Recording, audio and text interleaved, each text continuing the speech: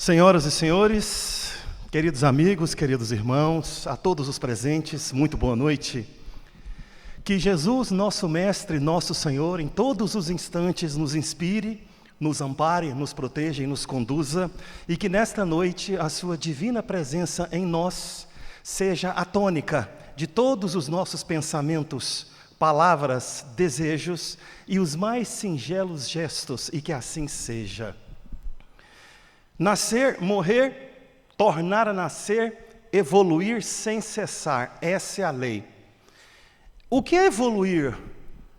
Seria a evolução uma trajetória na qual desperta o homem para a plenitude da glória que lhe pertence e passa a realizar a vontade de Deus, para aí e somente a partir de então começar a receber o que lhe falta? O que falta no homem?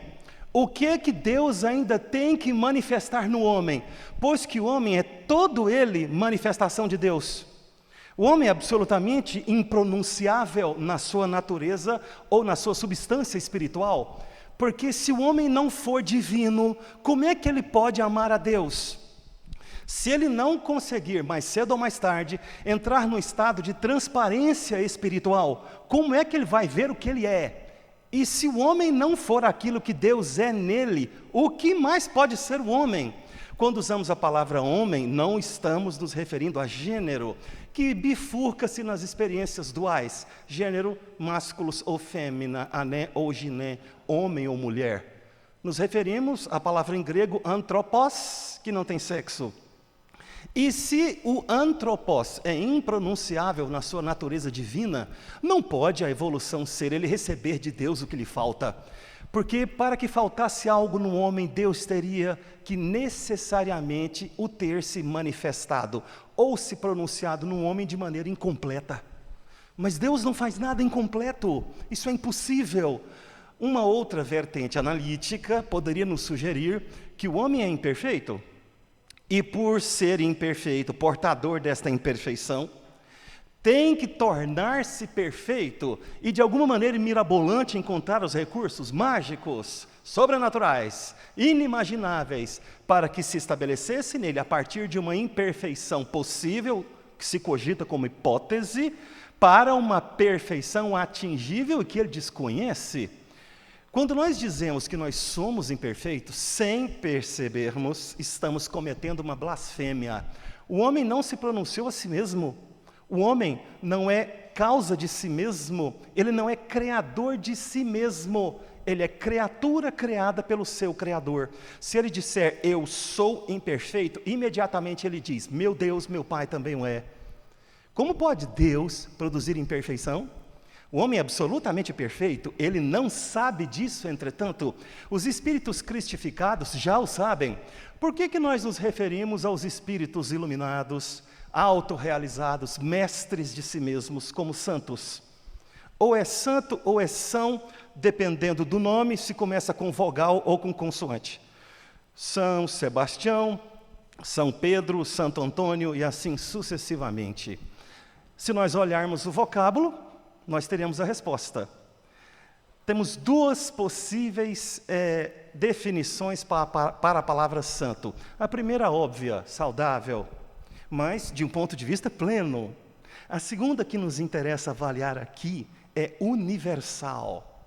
O santo é santo porque ele expandiu a consciência, ele pensa grande, em tudo ele abrange o todo.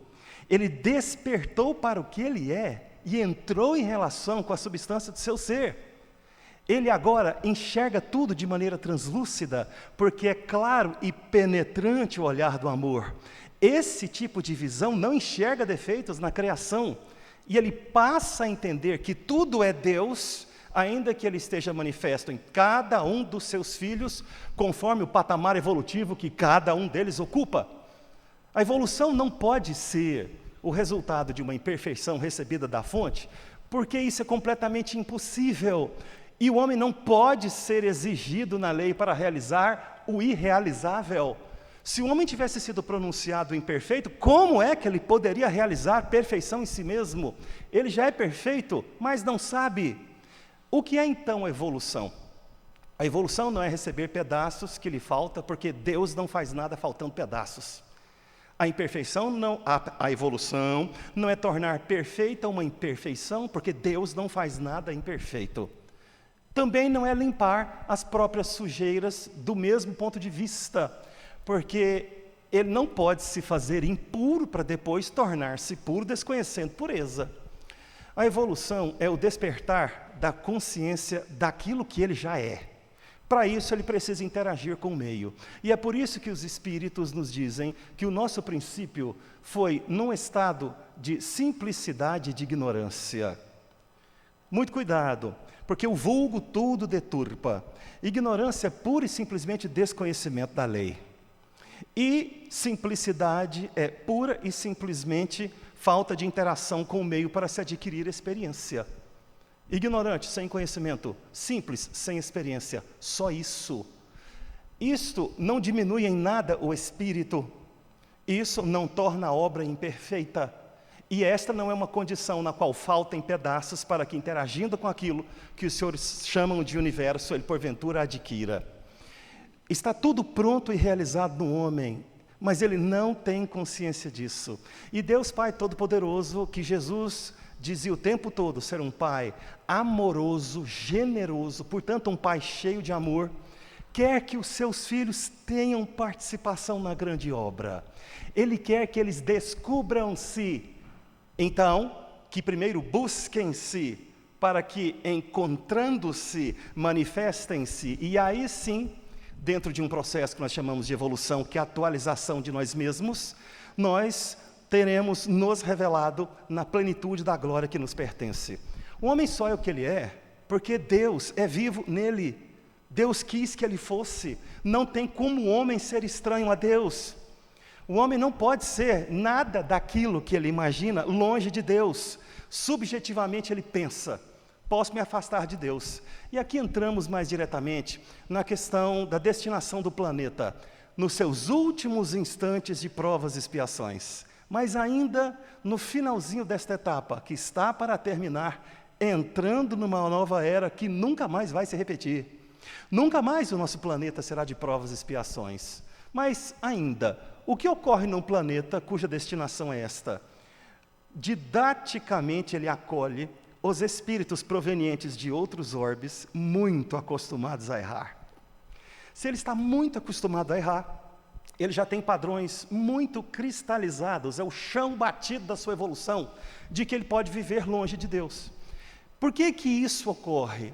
É porque Deus manifestou-se todo ele no homem, e quando ele o fez 100% em plenitude, junto com esse pacote evolutivo, que é a nossa divina paternidade, e igualmente a nossa hereditariedade espiritual pura e perfeita, vem o livre-arbítrio. Livre-arbítrio não é uma faculdade que o Espírito tem. Não poderíamos dizer que é uma propriedade dos filhos de Deus, das criaturas, porque é difícil separar o livre-arbítrio daquilo que o Espírito é. Então nós poderíamos dizer, atendendo aos apelos da consciência de maneira mais fiel e eloquente, o livre-arbítrio confunde-se com aquilo que o Espírito é. O Espírito é livre-arbítrio. Sem a liberdade dos filhos de Deus, nada se pode exigir dele. E por ter livre-arbítrio, e por ser isso seríssimo, tanto é que foi estabelecido por Deus, que um livre-arbítrio não viola outro de maneira objetiva, isso é impossível. Ele pode, inclusive, optar por se afastar do seu Deus. E ele o faz. E quando ele aporta num planeta como esse, fica parecendo, num quadro geral, onde está disseminada a ignorância, que a evolução é difícil quando não é.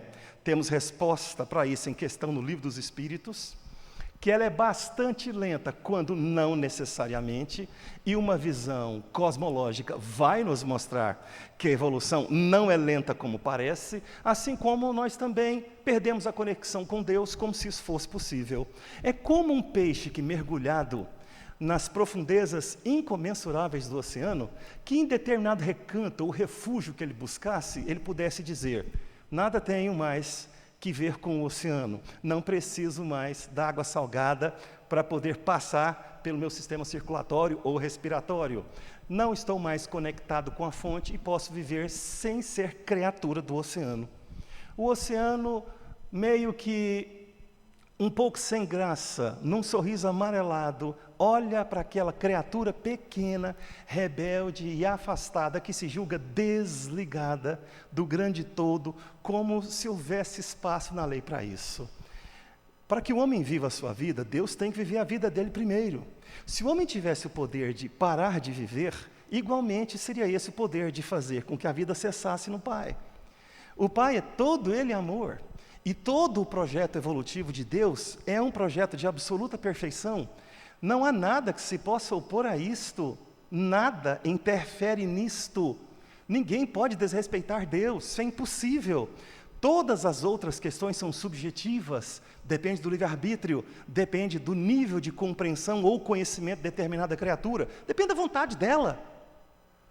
Fato objetivo, o que o homem é criatura criada pelo seu Criador, e o Criador manifestou-se e pronunciou-se, todo ele nela, não sendo possível que ela seja nada diferente.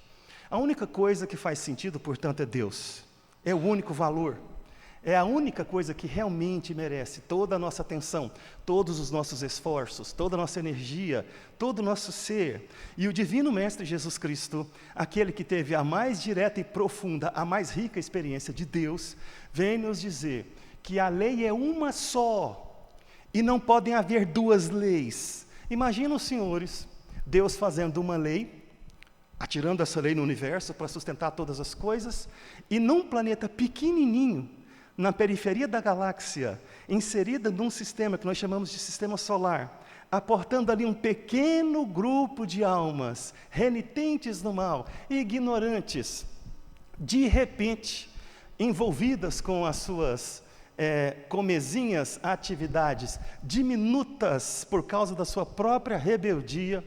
Imaginem, esses espíritos que estão aqui reunidos se rebelando contra o Pai e interferindo objetivamente na lei, de forma que, em não a respeitando, Deus coçasse a cabeça lá em cima e dissesse: "Xi, minha lei deu zebra, deixa eu apagar essa primeira lei e fazer outra." Mas isso não é Deus.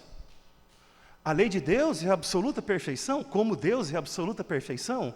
Não importa se uma grande parte desta humanidade aqui não consegue compreendê-la, ou por má vontade não obedece, não se harmoniza com ela, não participa do equilíbrio cosmológico que é Deus nela, mas que ela ainda não compreende. A lei de Deus é uma só, sempre foi, sempre vai ser. E ela é aquilo que Deus é, de toda eternidade para toda eternidade.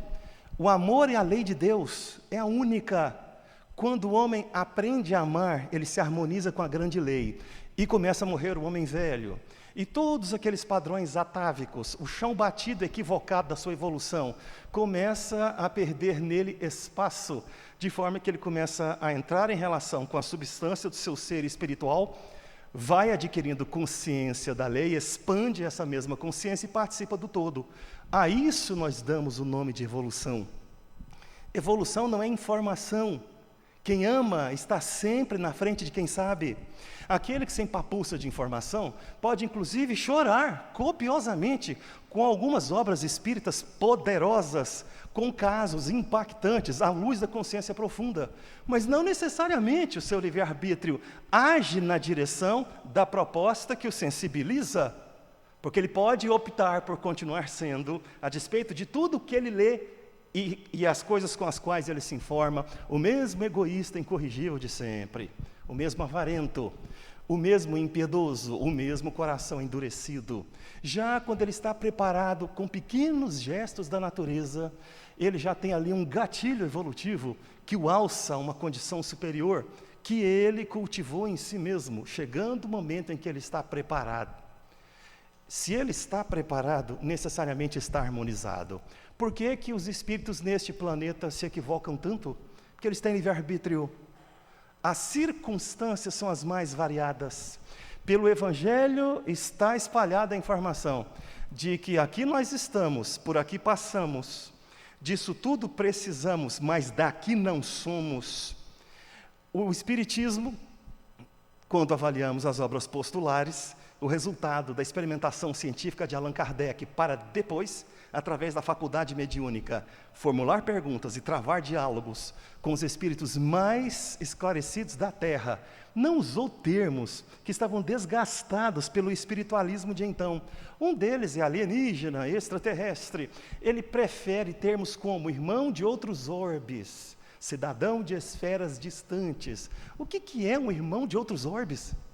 É um extraterrestre, é alguém que está além da Terra, fora da Terra, não é da Terra. A partir do instante que ele se encarna aqui, deixa de ser um extraterrestre? Não, ele passa a ser um terrestre, de origem extraterrestre, vai utilizar-se de todos os recursos da escola Planeta Terra, vai se curar com tudo que está preparado no Hospital Planeta Terra e vai ensaiar a sua liberdade no claustro ou prisão Planeta Terra, para retornar ao seu plano de ação, no plano espiritual e pulular espontaneamente no ambiente que lhe é próprio, na forja da própria evolução.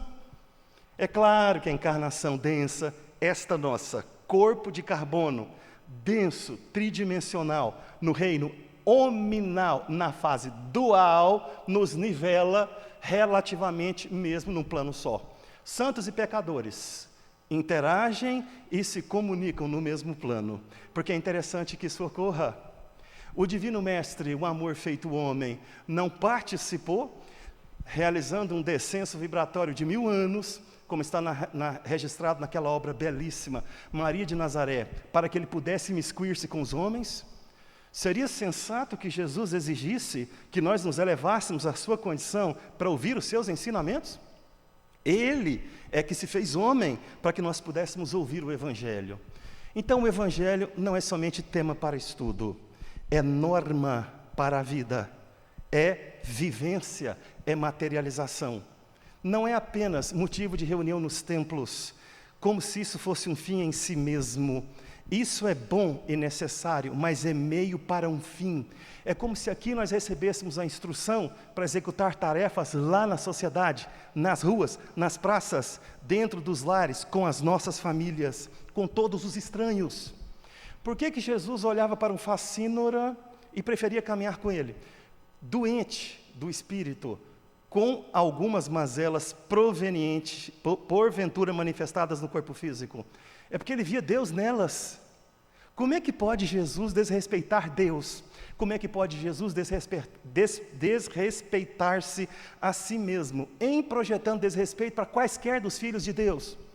Jesus, espírito crístico, portanto cristificado, de consciência cosmológica, puríssimo, inimaginavelmente feliz e indizivelmente evoluído, olhava para esses irmãos e sabia o que ele fez de errado, numa medida duracional de tempo, em outra medida duracional de tempo, ele mesmo vai poder corrigir.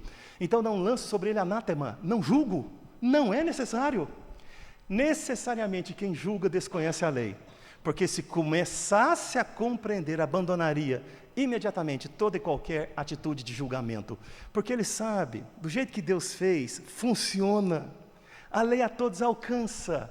Não participemos nós, como instrumento de escândalo ou pedra de tropeço, no caminhar de quem mais quer que seja. Vibremos incondicionalmente o bem para todos, porque esse foi o exemplo de Jesus.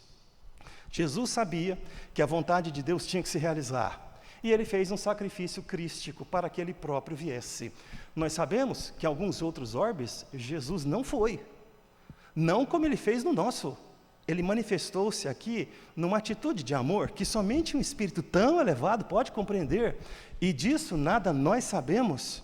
Nós contemplamos o exemplo, nós ficamos embevecidos com o amor que ele derramou em derredor, porque ele curou a tudo e a todos, desde que o Deus impronunciável se pronunciasse na sua mente sublime, dizendo: vai lá, faz isso, faz aquilo, derrama o seu amor aqui, alcança aquele outro. Aquele ali não tem atitude de receptividade, então ele não recebe.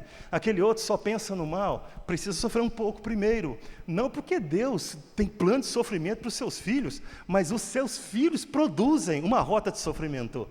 É como se eles pegassem um bocado de espinhos e jogassem lá adiante na própria estrada. Eles pensam que estão projetando esses espinhos na estrada de mais alguém, e eles próprios terão que calcar os seus pés descalços em cada um deles, e vão derramar lágrimas de sangue, e vão blasfemar contra a divindade. Mas Deus sabe, e Jesus igualmente o sabe. Quando Jesus veio para a terra, Ele veio nos lembrar o seguinte: vós sois filhos de Deus, não podeis vos perder indefinidamente no grande oceano da evolução, porque é como se vocês fossem peixes pescados o tempo todo. Não tem como o peixe se desconectar do oceano, ele não tem ambiente próprio no ar, na terra, ele precisa permanecer no oceano enquanto isso for necessário para ele. Ele pensa que ele pode se desconectar, mas não pode. O que Deus faz? Ele dá a linha de anzol, e o peixe vai fazendo o que quer. De repente ele sai da rota e se desvirtua de tal maneira que Deus apenas puxa um pouquinho o anzol e dá uma cutucada nele dizendo: ó, você não é tão livre quanto você pensa, porque enquanto você não tiver toda a consciência e todo o amor, sua liberdade vai ser sempre relativa. Potencialmente em todo homem, o livre-arbítrio é absoluto. Objetivamente, em cada patamar evolutivo que ele ocupa, em todo o planeta por onde ele passa, esse livre-arbítrio é relativo.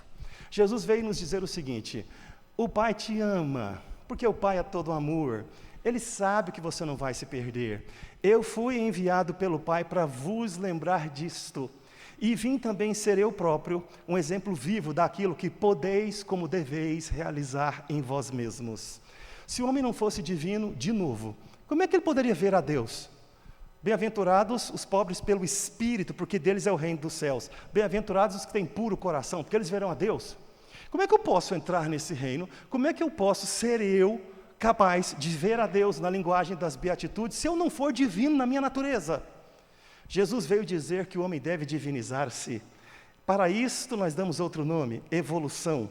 Para Jesus é cristificação, porque a cristicidade de Jesus lhe conferiu todo o poder no céu e na terra. Ele tudo pode porque a tudo ama, e aqui o todos está incluído no tudo. Ele, como tem todo o conhecimento no céu e na terra de todas as coisas de Deus, por ser puríssimo e inimaginavelmente evolutivo, não há nada que ele não possa fazer. Muito bem lembrou um sábio da antiguidade: ama e faz o que quiseres. Quando verdadeiramente entrar o homem na graça do seu Senhor, vai entender que o Evangelho de Jesus é o que existe de mais precioso. Essa deveria ser a nossa mais absoluta prioridade. Todas as outras coisas neste planeta que nós encontramos são desimportantes em face dessa suprema importância. Quando o homem entende, se entrega, realiza e vive o Evangelho, ele é feliz. Por que ele não se diz feliz agora? Porque ele não sabe o que é isso. Ele pensa, por exemplo, que ser feliz é viver um acúmulo de prazeres sensoriais. Mas isso é muito frágil, muito limitado. Isso tem a ver com o grau de suportabilidade dos nervos no corpo físico. A filosofia aponta muito bem a questão do prazer no corpo físico. Tanto o prazer quanto a dor são fenômenos análogos em polos opostos. Tanto é que no extremo eles se tocam. Observem só, não há prazer que, se muito vivido e repetido, não se transforma em dor. Não há dor que, se muito vivida ou repetida, não se transforma em prazer. Isso é um fato. Como é que isso pode ser felicidade? Felicidade não é o entrechoque das polaridades que nós conhecemos na fase dual, que é esta. Nós aprendemos o que é unidade, ensaiando tudo o que for necessário na dualidade. O Evangelho não é produto da dualidade. O Evangelho é fruto natural e espontâneo do amor de Deus na unidade. E a unicidade de Deus é a única lei do ser. Para esta lei, o outro nome que nós damos é amor. O Evangelho cita na sublime parábola da videira e os seus ramos, que os judeus haviam feito da videira, por causa do sabor preciosíssimo da uva, e consequentemente a mais celebrada de todas as bebidas, que é o vinho, algo de símbolo religioso. Então nós observamos que o vinho é um símbolo material que remete a um simbolizado metafísico à luz da consciência profunda. Se não vos alimentardes com as uvas do amor, não podereis vos embriagardes com o vinho da compreensão. E se não vos embriagardes com o vinho da compreensão, não podereis vos tornar sóbrios com o beijo da liberdade. A liberdade é o resultado natural e espontâneo da tomada de conhecimento da lei de Deus e da divina e sagrada compreensão. a única coisa que realmente nos interessa. Vocês pensam que vão adquirir felicidade se tornando super eficientes do ponto de vista profissional e ético para as empresas que vocês servem?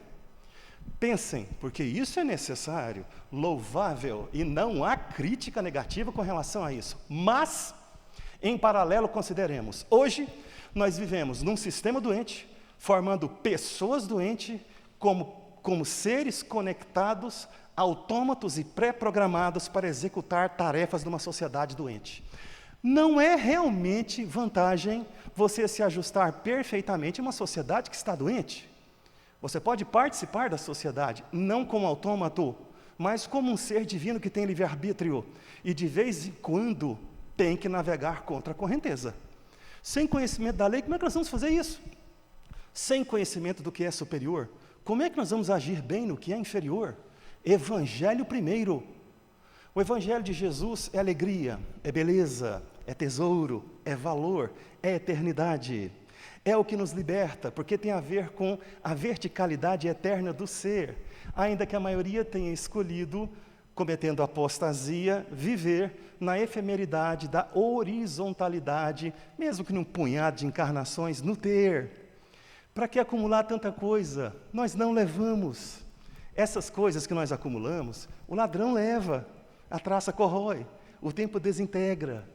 E nós ficamos como uma criança que fez coleção de gelo quando retornamos à pátria espiritual. Quase sempre a desencarnação compulsória nos surpreende, nos pega de surpresa, e necessariamente nós temos que fazer um juízo final relativo na consciência. Mas o que eu fiz? Qual é o valor que eu trago? Porque eu não tenho como, objetivamente, levar nada de fora de mim mesmo, de um plano denso para um plano diáfano.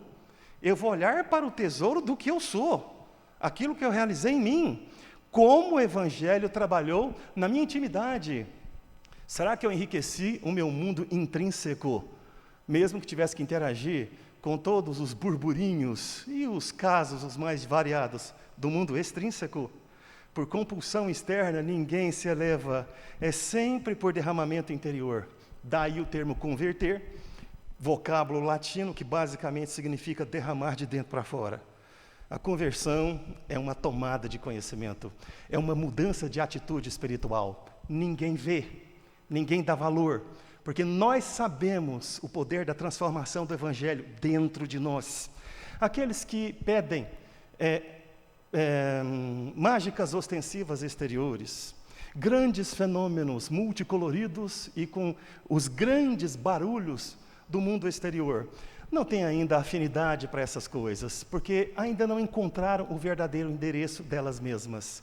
O universo, o visível e o invisível, é uma só boca a proclamar o Evangelho para os que têm ouvidos para ouvir. O Evangelho de Jesus não é nada triste. Algumas religiões insistem apenas em mostrar Jesus como um fracassado sofredor, quando ninguém na terra viveu vida mais bela do que a dele. A vida de Jesus é um poema imenso de verdade e poesia, uma apoteose de valor crístico, se não observemos. Uns anos de exílio, uns decênios de trabalho feliz, um triênio de apostolado e amor, 15 horas de sofrimento redentor, o aleluia da Páscoa e os hosanas de glória eterna. Não pintem a vida de Jesus com cores cinzentas. Pintem a vida de Jesus com todas as cores do céu e da terra, dos dias de sol e das noites estreladas. Muita paz a todos os senhores. Deus os abençoe.